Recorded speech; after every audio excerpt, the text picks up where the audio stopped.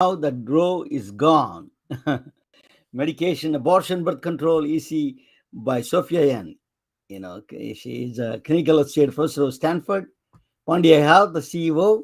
Let us talk with her. Uh, so let me bring you to the side. Okay, go ahead, Sophia. I'm going to be high tech coolie for you, moving slides. I have no idea what is this, birth control pills, or this a period is optional. It is absolutely, I'm a just high tech coolie moving the slides for you. So tell me. Thank you so much for having me here. And I'm very excited to share the latest and the greatest and what every educated person should know for their health and anybody around them that has a uterus. So if we can move to the next slide, that'd be great. You can move, actually, you can move Oh, yourself. great. I Yeah. can just click on it, it should move. Yeah, on the right left side, you see that slides 2 to 40. Do you see 2 to 44? No, You, I don't. you don't see? Or just to check on I'll the try. right side. Let me see. Well, the arrows don't work. The clicking doesn't work. No, I think it's only you. Okay. Okay, sorry. Okay. So, the national context, just so everybody knows about adolescent reproductive health in the United States, the US has one of the highest teen pregnancy rates in the industrial world. 34% of adolescent females become pregnant before they reach the age of 20. I think that number has gone down. This is from 2011. And then I think instead of 82%, it's now 75% of teen pregnancies are unplanned. And so we have the opportunity to prevent 75% of teen pregnancies. US teens are less likely to use contraception, less likely to have access to reproductive health services and sex ed than the rest of the entire world. So, those are places we can intervene to decrease teenage pregnancy. Next slide.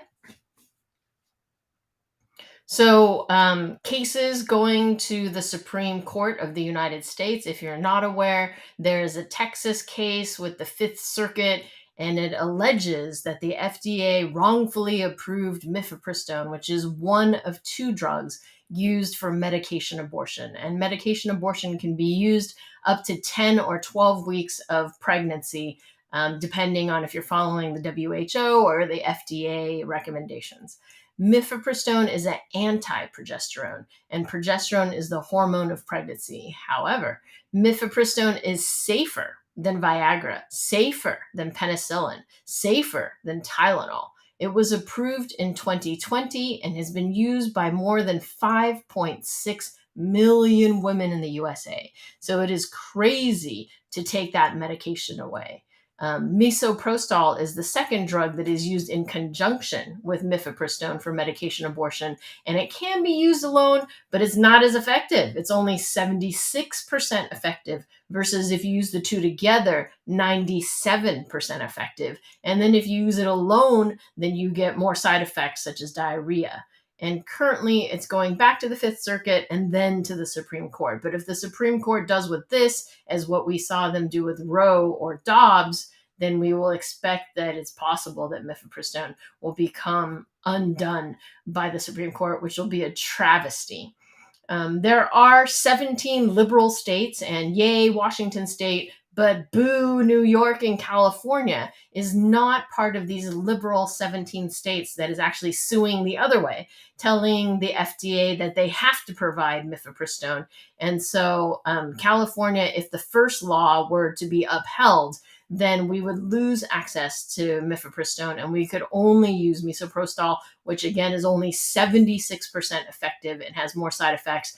And that to me is just wrong as a person who lives in California, that I would have to go to Washington to hashtag get the good stuff. So we need to get our people to sign on to that case if that other case goes the way I think it's going to go. Next slide. So number one, what you need to know is there's a By the website. way, Sophia, can I bring you? Do you have a second monitor? Can I bring you that we can focus on you at the full screen? You can read. You can see the PowerPoint in other screen, or is it just you want me to keep it as it is? I'm sorry, I don't understand.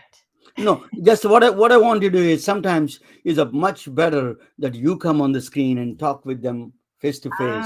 rather got than, it. some. Yeah, Maybe I can put the screen PowerPoint and then bring you to the screen. You can talk about that yeah, slide if you don't mind. yeah, that'd be great if you can do Okay, that. go ahead and tell me what this slide about. Yes. So this slide is plancpills.org. It's important that everybody know that there's a website. It's a nonprofit. I know the founder. I absolutely trust her. And you just go to plancpills.org and you type in your state and it tells you what your options are. And so it tells you if it's legal, if it's illegal, if it's legal up to 6 weeks, if it's legal up to 12 weeks, and they're constantly updating it.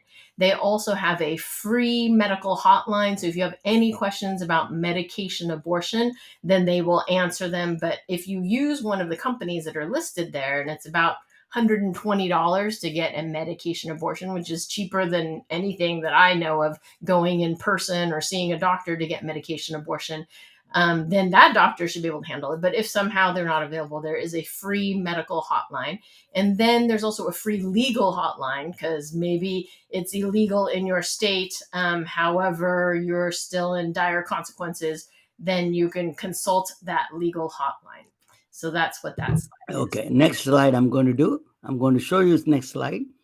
Uh, that is Okay. the one, or do you want me to go next one? Yes, stay on this slide. So this slide is know about this website after Roe fell. It's by the Center for Reproductive Rights, another nonprofit. And as you can see here, each of the states are color coded, and the redder it is, the scarier it is. The greener it is, the safer it is. And again, you can click on your state and see what the laws are. Some states require parental notification, some require parental consent. And as I alluded to before, some have a 6-week ban, a 10-week ban, a 16-week ban. And again, it's changing week to week based on different states. And some states have a total ban on abortion, which is just frightening.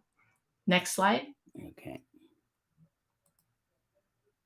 Beware of, quote, pregnancy centers. So if you Google abortion clinic or pregnancy center on Google, about 80% of the time, they're going to serve you a crisis pregnancy center. And what that is they are not abortion providers. They are religious organizations whose sole purpose is to scare you that abortion is dangerous. They've been known to tell people lies such as abortion will make you sterile. It does not. Abortion will make you go crazy. It does not. Abortion is associated with drug abuse. It is not. The research has actually shown women who wanted abortions and got the abortions did better than women who wanted an abortion and didn't get an abortion because of laws, because of finances, etc. So it could have been a biased study because people who want abortions are usually trying to go to college, have work, have other obligations, where somebody who doesn't want an abortion might not have the same aspirations or push or etc. But people who are able to get abortions that wanted abortions did better than people who wanted an abortion and couldn't get an abortion. So beware of these crisis pregnancy centers. There are actually more pregnancy centers than abortion providers in this country, and many states have used women and infant and children funds, which are supposed to go to poor women and support women. Instead, those funds have been funneled to these crisis pregnancy centers.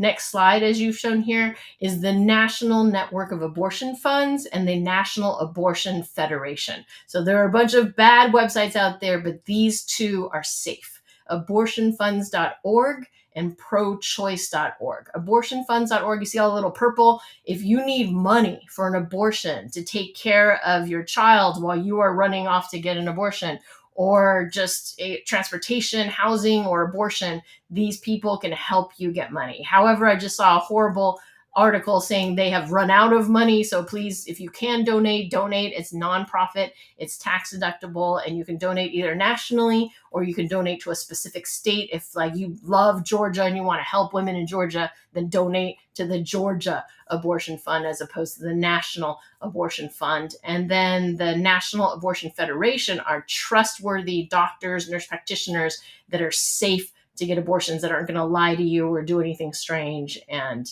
are very high quality physicians and practitioners. Next slide.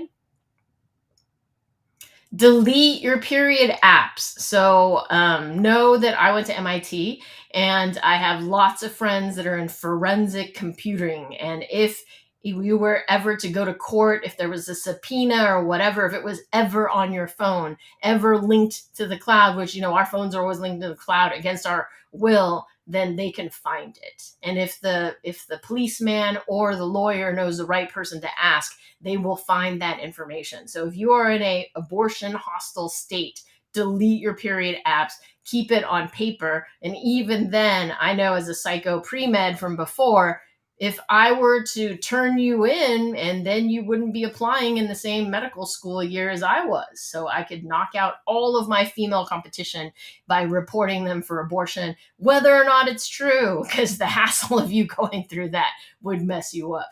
But know that there are states with bounty laws, specifically Texas, that will pay $10,000 minimum per abortion that you report that's illegal. So that's a great way to make money, but it's also a great way to harass people. So if you have a uterus or know anyone who has a uterus, do not record your periods on your phone.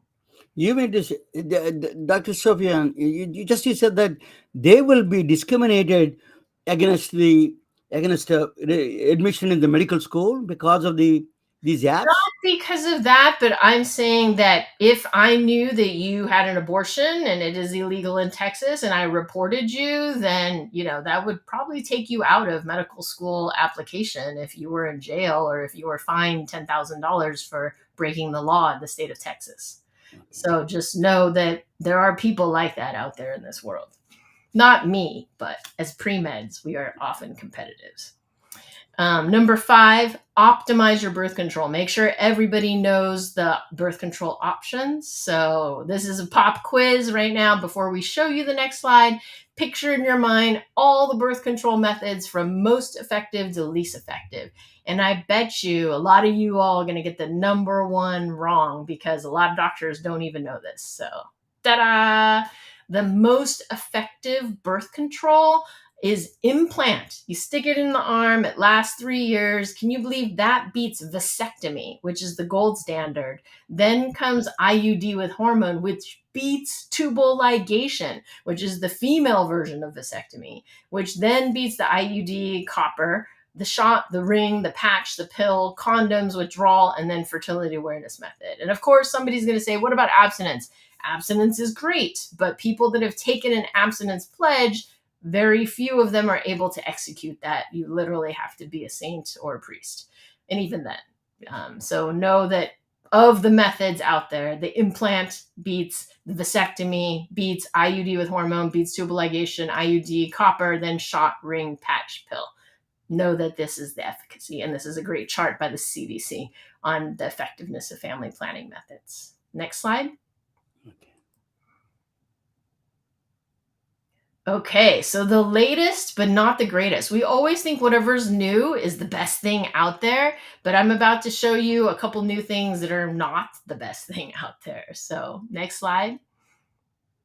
Phexxi has been out there. It's an acid contraceptive gel. It works by keeping the pH in the vagina acidic, which decreases sperm motility. The crazy part is it's $353 for 12 doses, and you have to use it every time you have sex an hour before. And if you have sex twice or 3 times, you have to use it each time afterwards. And 15% of people who use this method will get pregnant versus spermicide, which is a lot cheaper at like $5, $10. 21% will get pregnant on spermicide. I would never use it alone. I would use condoms plus this contraceptive gel, condoms plus spermicide. And you cannot use it with the contraceptive vaginal ring because it will eat the vaginal ring and defeat the vaginal ring. So it's new, but I'm not a fan because why not just use spermicide, or why not use one of the other methods that we had talked about before? Next slide. So over-the-counter birth control. I applaud over-the-counter birth control. However, know that there's only been one pill that's been approved for over-the-counter. It's a progesterone-only pill. It's called the O pill, and it was actually approved in 1973. But it was taken off market in 2005. Not because it's bad or anything like that, but because everything else is better. And the important thing to know about progesterone-only pills, and specifically this one and the standard one, if you are late taking the pill by 3 hours and you had sex in the past 5 days, then you need emergency contraception. And if you are late by 3 hours, you have to wait and not have any sex or use a condom for the next 3 days while the hormone level goes back up to normal. So know that there is a pill going over the counter. It's going to be the best thing, most effective method that's over the counter. But if you can get access to a physician online in person, then you at least have access to 40 different birth control pills, the patch, the ring, and if you can get access to a doctor in person, the IUD, the implant, and the shot. So hashtag get the good stuff, and know that what's over the counter is not the good stuff. And then the second one that might be coming soon is a 20 microgram pill. And if you're under the age of 30, we do not recommend a 20 microgram pill for your bone density. We recommend at least 30 micrograms of estrogen until 30 for your bone density, particularly if you are a minority and lactose intolerant and not getting enough calcium. If you're big boned and you have a lot of calcium each day and you do weight bearing exercise, then maybe it's okay, but we don't know. But I do know that if we put you on 30 micrograms until you're 30 years old, you should be good. Less than that, there's concern about bone density. Next slide. So the good stuff, there is a new progesterone-only pill, drospirenone, and this one has a 24-hour window of forgiveness. So that's awesome versus the 3-hour we talked about. It's called Slind. The bad part is it's $194 a month versus your standard progesterone-only pill, $16.50, or $16 for Yasmin, which is a generic birth control pill with the same active progesterone, but also has some estrogen. The negative is you could have high potassium, but the positive is if you're a smoker or have hypertension, then this is the pill for you. There's also other contraindications such as lupus, ischemic heart disease, stroke, current breast cancer, liver cancer, and bad evil hepatitis. Next slide. And then another good option is the levonorgestrel ethinyl estradiol patch. So we used to be like anti-patch because the standard patch has a high level of estrogen and therefore increased risk of blood clot. But this one was specifically formulated to have 30 micrograms of estrogen, the same as the good birth control pills. The negative is cost $190 per month versus a birth control. However, we have a cash deal at Pandia Health for $50 a month if you want to go with that. It's not for somebody who has a BMI of 30 or greater. And if you have insurance under the Affordable Care Act, it should be available with no copay, no deductible, and that's called Twirla. So next slide. So I just want to show here, this is the geek in me wanting to show a graph. The lower area under the curve is this new patch, Twirla, how much estrogen you're exposed to. The more estrogen you're exposed to, the greater the risk of blood clot. The peaks and the valleys that you see there are what happens with a 35 microgram pill. And then that higher plateau is the old patch. So Ortho Evra, Xulane. And so you see that the area under the curve, if you were to color that in, is about the same area as if you had a 35 microgram pill. Next slide.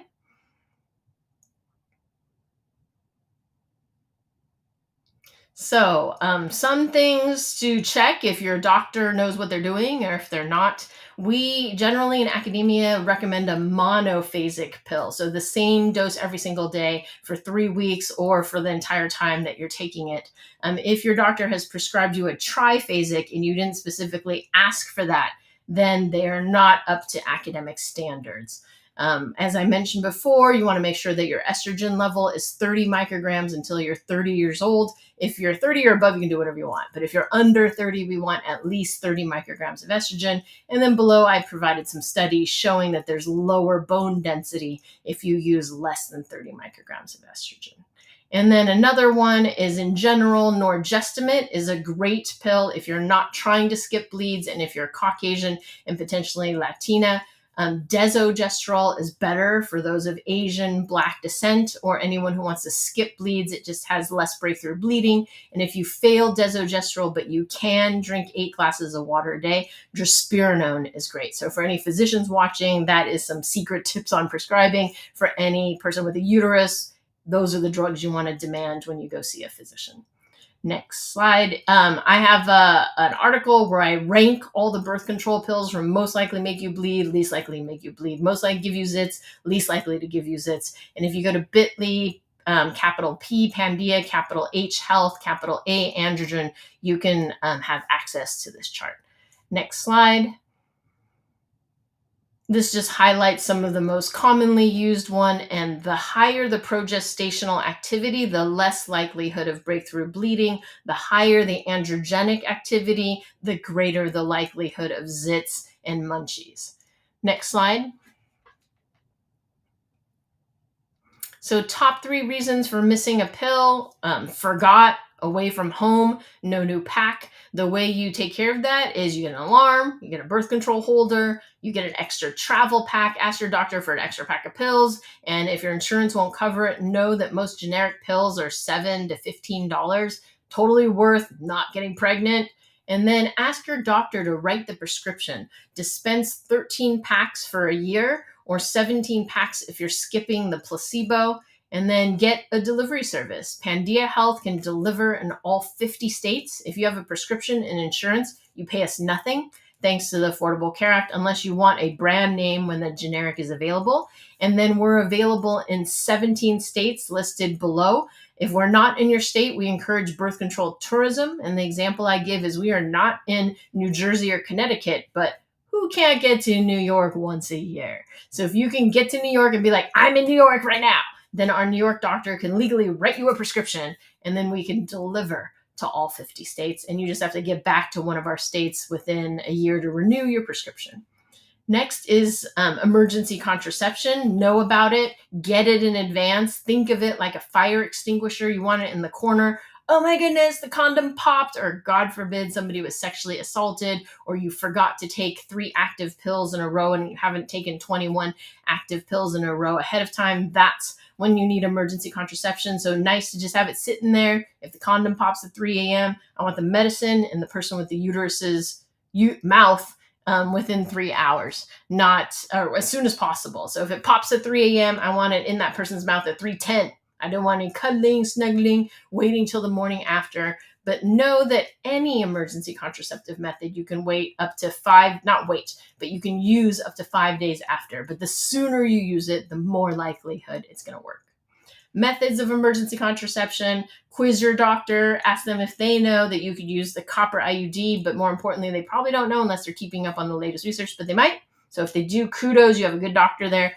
Hormonal IUD, that's what you see in white below the copper IUD. Next comes the prescription emergency contraception, Ella, then Plan B and its generics. And then lastly, you could take a bunch of birth control pills now and a bunch in 12 hours, but that is the least effective. So going from left to right, most effective to least effective. And if it were me, my friend, my patient, anyone listening to this lecture, I would recommend the prescription emergency contraception. Or if you're sexually assaulted and you want no chance of getting impregnated, the copper IUD is 99.99999% effective. Just it's expensive. It might give you cramps, but better that than pregnant. And you can leave it in for 10 to 12 years for birth control afterwards, or you could have it removed. So next slide. So just want to show here the number of pregnancies. In blue are Plan B and its generics, and in red is Ella, the olapristal acetate, the prescription emergency contraception. So you can see 2.5 times more pregnancies in the first 24 hours, kind of double in 72 hours, double in 0 to 5 days. So again, if it were me, my daughter, my friend, I want the lower pregnancy rate, and that is Ella or olapristal acetate. Ask your doctor to prescribe it. And under the Affordable Care Act, it should be free, no copay, no deductible. If you are going to use Plan B and its generics, please check your BMI. If your BMI is 26 or greater, doesn't work so well. If your BMI is 30 or greater, doesn't work at all. So then you need Ella or one of the IUDs. And if your BMI is 35 or greater, only the IUDs work. Next slide. So get it in advance. You don't want your house to burn down. Next slide. And then if you're in a more conservative state, birth control is more than just birth control. It's, quote, hormonal therapy to level the playing ground, not just birth control. Next slide. So I just want to put out there the idea that menstruation is so 2020. If you're bleeding every month, get with the times. You don't have to bleed every single month. And if you talk to most female physicians, they've probably skipped their periods or are currently skipping their periods, because we know that you can hashtag make periods optional. Next slide. And people say, wait, I've been told by everybody I need to bleed every month. Yes. If you're not on any medications, you better be bleeding every month, or we need to check if you're pregnant, have anorexia, have a tumor in your head, or some thyroid problem. However, we're actually bleeding more than what's, quote, natural. Dr. Beverly Strassman studies the Dogon tribe in Mali, Africa. And next slide. Oh, yeah, there we go. On the left is the Dogon tribe. They have 100 periods in their lives. On the right is us in the United States, 350 to 400 periods. We have enough periods for 3 other people. And the reason why is they have 8 or 9 children. How many periods do you have when you're pregnant? 0. They breastfeed for 12 to 15 to 18 months. How many periods do you have when you're exclusively breastfeeding? 0. We only have 2 children, and we breastfeed for 0, 3, or 6 months. So on the right, we're incessantly menstruating. On the left, we're pregnant or breastfeeding. So it's more natural to have fewer periods. Next slide. Question for you. I have a question for you. What was the reason for that kind of a difference between these two tribes, American Yes. tribe and India, the African tribe? Yes. So the Dogon tribe on the left, they have 8 or 9 children. We have 2 children. So they're pregnant for 9 times 9 months, which is 81 months. We're pregnant for 18 months. They breastfeed for 12 times 9 children. We breastfeed for 2 times 3 to 6 months. So Very, that's very interesting. That's why I thought that's a very good slide. Go ahead. yeah, great question. These are the health conditions that are better having stable hormones rather than up and down, up and down, up and down each month. So acne, arthritis, depression, diabetes, seizures. If you have painful, heavy, or symptoms around PMS periods, if I get rid of your period, no longer do you have painful, heavy periods or symptoms around a period. The number one cause of anemia in a menstruating woman, menstruation. And by having fewer up and down of the lining of your uterus, popping out egg, and then the GI effects of having a period, you decrease ovarian, endometrial, and colorectal cancer. Next slide.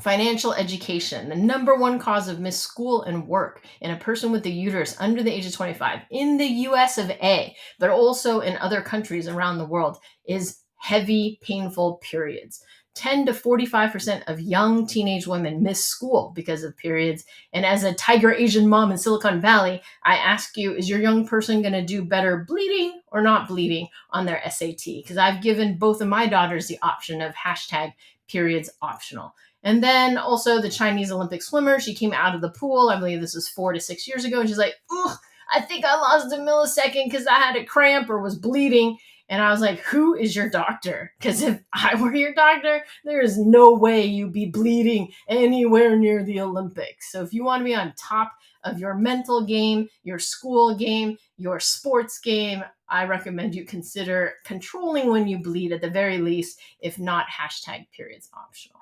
Next slide. And environmental. Those of us who bleed will use 10,000 to 13,000 tampons or pads in our lives. So those are the many reasons to go hashtag periods optional. And I think this is our second to last slide, hopefully. So it's difficult to convey that without hormones, you better have a period every single month, unless you're within the first 2 years of your period, during which it could be whack. And then otherwise, we can make hashtag periods optional using medications. Next slide. So let's make periods optional. If you want a rehash of the periods optional, go to pandiahealth.com/periods optional. At the bottom is my TEDx talk on the science and safety of not bleeding every single month. And I think hopefully that's it. Yep, that's it. Thank you for listening.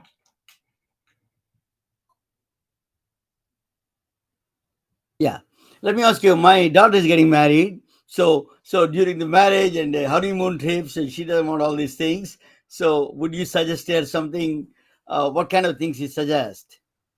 Well, given that it's coming up soon, I would recommend the birth control pill, patch, or ring, depending on her age. If she's 30 or above, then she could do the ring. The ring has a lower estrogen, but the ring for a couple of months wouldn't matter. So that's probably the easiest. You just put it in your vagina and leave it and change it every month. There's 35 days of medicine in there, and each month is only 30 days max. So you could just change it.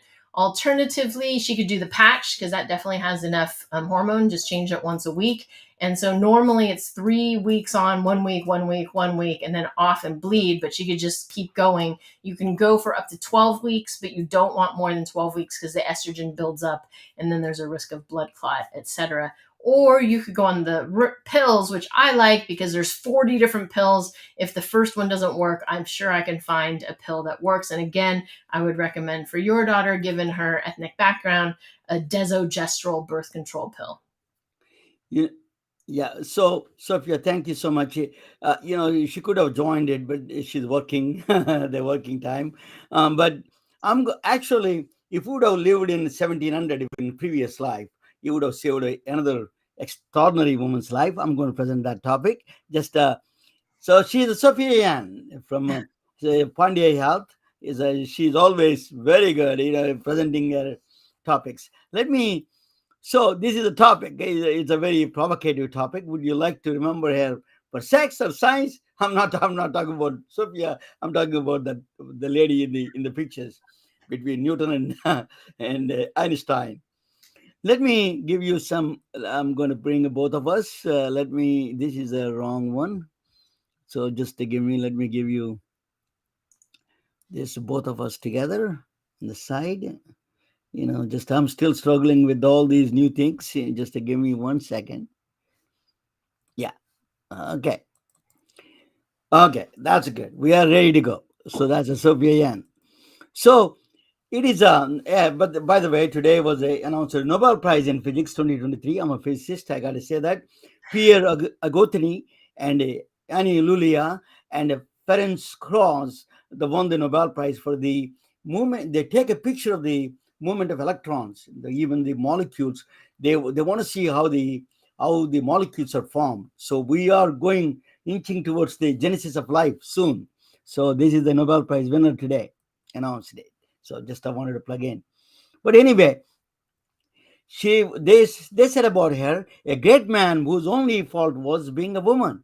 If you say that now, that person will be in a lot of trouble. That was a complimentary during the time. So they called her mistress, promiscuous, loose character, gambler. She's a perfect gambler, and that's what the name they called her. They called that kind of names. What happened? Who is she? Her name is Gabriella Emily de Châtelet. She was born in 1706. She is a French in Paris, France. She was born in Paris. Gabriella Emily de Châtelet, her name. She was part of the Enlightenment period in the Europe, between the late 17th century and the beginning of 18th century, middle of the 18th century. That is called the Enlightenment period. What is the Enlightenment period? Is reason over superstitions. A lot of superstitions were, particularly in the Western Europe, and the tolerance over hate. That was the religious tolerance is one of them is important thing. Science over belief. These are all things coming out. First time humanity was seeing the Enlightenment period during the time. She was born during one of the extraordinary scientists, Johannes Kepler, who did a planetary motions. Rene Descartes, he said, "Think I am, therefore I am." That is the philosopher Rene Descartes. Is also a scientist actually and mathematician. Baruch Spinoza, another philosopher, Einstein loved him. Immanuel Kant is a empiric formula. He believed in empiricism. Isaac Newton is a laws of gravity and motion. Gottfried Leibniz is a calculus and also mathematics and physics, contemporary to Newton. And Benjamin Franklin for light and electricity. Adam Smith is the father of economics. They were all born during that time, during that century. So she was in the middle of the Enlightenment baby. She is uh, Emily de Châtelet. So what is the she's a she's an outgoing lady, a party girl. Manazotwa, is a French word. She could sleep with the two men same time. That came from France. French is a French. She is a gambler. She was partying quite a bit. She is during the time she's come from a nobility family. She's from aristocratic, rich family. She was born into a very wealthy family. She was gambling, and she got all kind of bad habits. You consider the nowadays. But I tell you, she is also curious in knowledge, and she was a seeker of knowledge and very curious. She was learning math and science same time. During the time, just hardly 50 to 100 years over, as calculus was just invented by Newton. Actually, very few people know about calculus at the time. Think about girls. Even now, the girls are scared of calculus. At that time, it is a very few know, even among men and women is a very few. You can count them with the fingers how much people know about calculus. She is one of them. She learned calculus very, she's a proficient in it. I tell you, she wrote a book of books on it. I will explain to you. She was also science. She worked on a lot of gravity related experiments, and then I tell you what she did, the extraordinary invention she did. What she did was next one is think about the prevailing belief in the 1700. Is the prevailing belief is thinking matter. All the rocks have a thinking power. That's what, when they move, when you throw a rock, they say that they have a thinking power inside. That is one of the prevailing beliefs just before 1700. Spontaneous generation, they thought inorganic chemistry produces the life. Automatically it produces life. Life comes out of a non-life. That's what one of the beliefs. And then alchemy, that you combine all the materials and you can create from a dust to gold. That is alchemy. So these are all prevailing beliefs in 1700. During that time, so Visviva is called a living force, a big debate. Visviva is called kinetic energy, basically what we call kinetic energy. During the Newton and all those people, they thought kinetic energy is proportional to speed. Faster you go, the energy is more. So if you throw a rock towards somebody, it hurts them. If you throw it much faster, it hurts them. The energy impact on the body is much more higher. It's just proportional. Big. They think that it's just a throw the speed. It is a proportional, directly proportional to the energy impacted. But that is not true.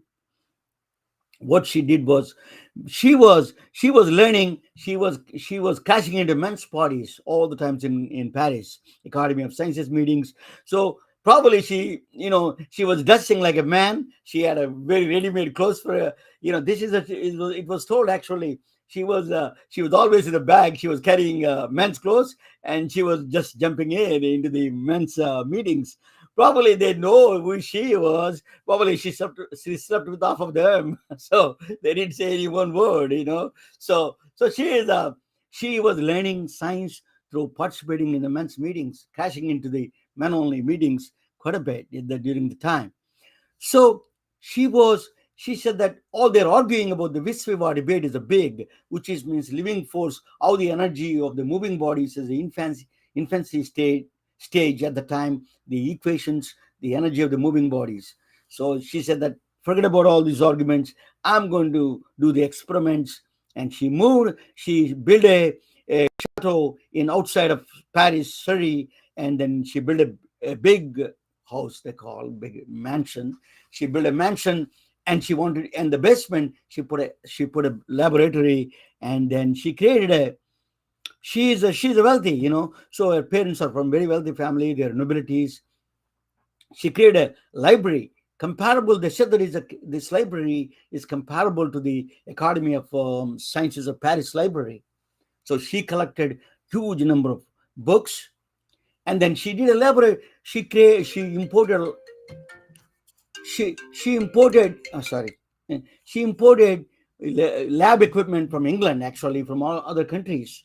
So Germany and England, she imported. She's not playing games. She just wanted to show who she was. So, what she proved is very gentleman. She told all of them are wrong. This is not a proportional to the speed.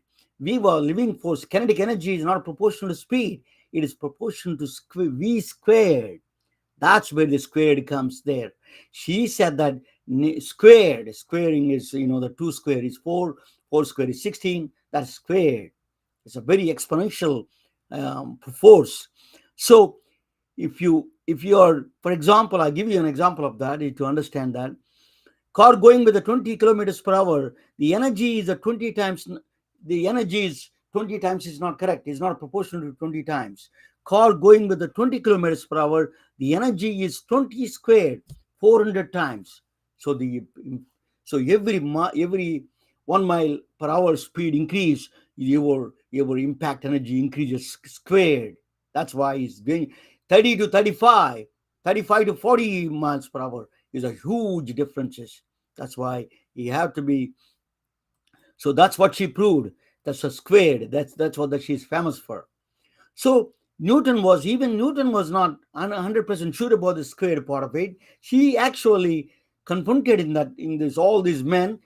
So she is a scientific scholar. She was giving she was confronted even Newton, and nobody dared to even question the Newton at the time. She stood up and then said that it is squared. She firmly proved the experiments in her basement in the Surrey, that chateau. Then she gave a clues to the MC squared for Einstein. Albert Einstein came with that idea. The clue that came from that squared part of it came from here. E is equal to MC squared. That is where Albert Einstein got the clue. So she stood with the two giants of science, Newton and Albert Einstein. That's what I mean by she's in between the Newton and Albert Einstein. Is really, that's what she is, and scientifically she connected both dots for both of them, the giants of man. She was a inverse square law. For example, that is the same law that applies now. That you reverse it a little bit. That is called, if you wanted ultrasound, if you're using ultrasound, I used to do mobile ultrasounds for a company. Then say that if you cannot the distance between the ultrasound and then if you just lift it up a little bit, even a millimeter's difference can make a huge difference in the energy of the sound waves coming back.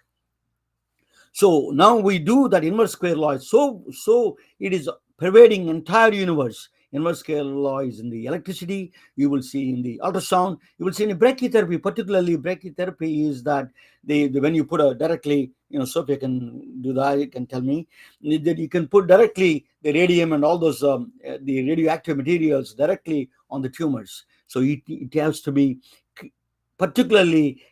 measured in millimeters, because that exponential law, the intensity dies. The moment you move a little bit away from it, that the intensity it dies. It's the inverse square law. Same thing. That's what she's famous for, for the square law. That's why I call her squared. So she's a prolific scientific writer and scholar. She wrote.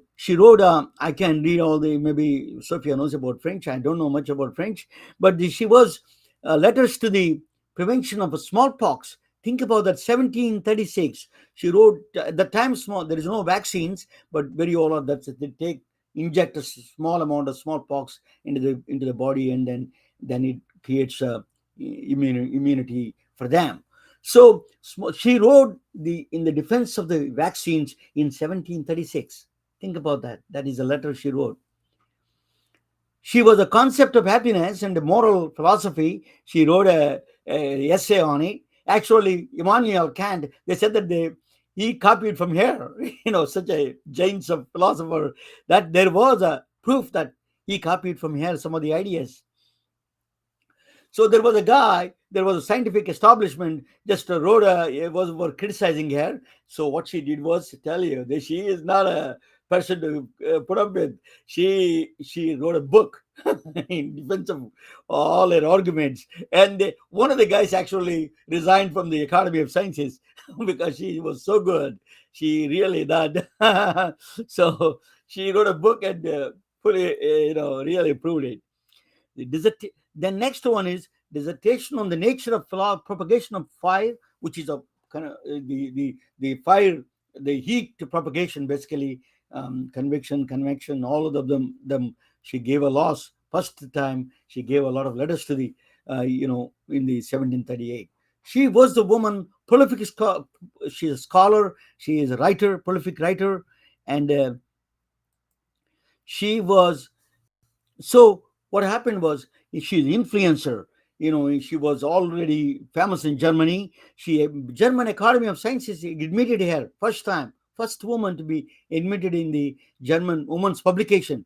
They published the first time woman's publication they did in German famous Institute of Physics, I think, the Institute of Physics, basically, of the German Academy of Physics. That's, you think about Germany, the physics is a center of the universe at the time. So they allowed a one woman to publish her paper. That means she is a very valid scientist. Academy of Science of Bologna, she was actually given membership. She first woman to be elected member in the 1732 in the Academy of Bologna, Italy. She was a member. So she was really broke a lot of records. So she's a loving mother. She has 3 children. She was actually teaching them. She was an excellent mother. The mathematics books, she didn't like it. She started writing her own books for teaching kids. She was that good. So she had 3 children, but she's always party woman, a little bit. So that caught up with her. She was actually monumental translation of Principia, the Principia of Newton's laws of gravity and laws of gravity. She was translating to French. That was the biggest undertaking she took it, and then she did. Even today, that is the standard book in France, a book for the Newton's book of Principia. So the next one is that she's a dangerous, lesions she had. That's where probably Sophia could have saved her if she was alive if she had a previous life, she was there around. She was pregnant at the age of 40. That's like a death sentence during the time, that no protection there. Maybe I don't know what kind of protections they were following at the time. So she got pregnant by a soldier, so Sophia, you can jump in anytime. Tell me. So there was no protection. She got pregnant. That's a death sentence for her. And extraordinary woman. She should not be remembered for sex, but she should be remembered for science and squared, unwavering passion for science. She's a truly a woman of science. And then that she was final chapters. She had a baby. She gave a birth to a child. I don't know the boy or girl. I think it's a girl. I remember. She was at the age of 42. She died with embolism because there is nothing that they could do during the time. She wrote the final chapter, sample on her table, and she died. Extraordinary woman she was. She finished that book, and then final chapter she wrote. After 1 week after the birth, she died. What do you think of that woman? She was a Gabriella. She was Professor Judith Genser from Miami University of Miami wrote a book on her. It's called A Daring Genius of Enlightenment. There's a book, you can buy it from Amazon. And Georgia woman, Atlanta woman, Lauren Gunderson, she did a play, very famous play actually.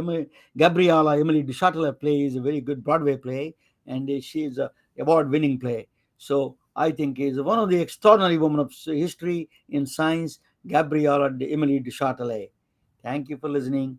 Let me bring a little bit that I wanted to bring. What do you think of it, Sophia?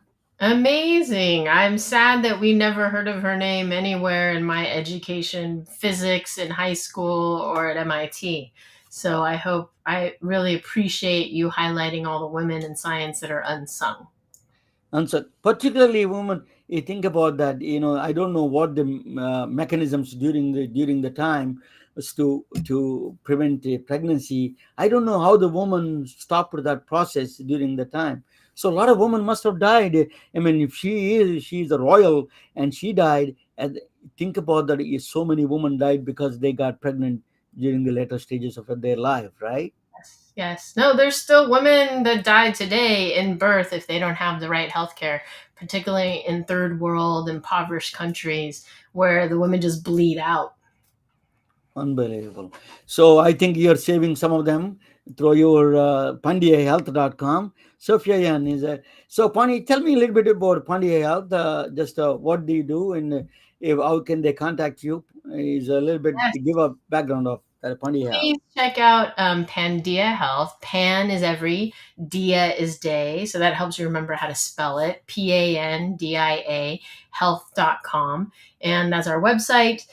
We also are on all the social media. So we're building our TikTok, Insta, Facebook, YouTube, and just our website has tons of information on birth control, on acne. We're about to launch menopause, and know that we can prescribe in 17 states. We can deliver to all 50 states.